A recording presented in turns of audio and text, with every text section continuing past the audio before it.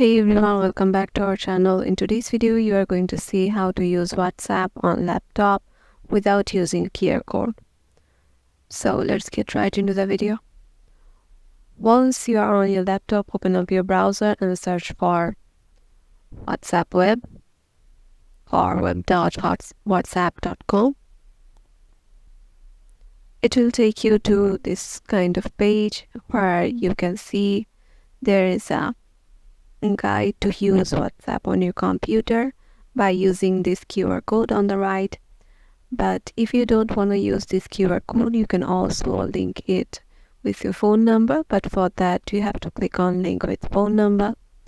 Then here you have to give the phone number that you have opened up your WhatsApp account with. And then if you click on next, they will just send you OTP code to verify that it is you who is currently trying to log in. And yeah, that's it.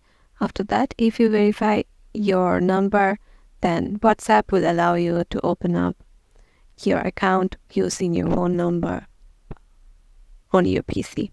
And yeah, that's it. If this video helped you out, make sure to give it a thumbs up and subscribe to our channel, and we will see you in the next video.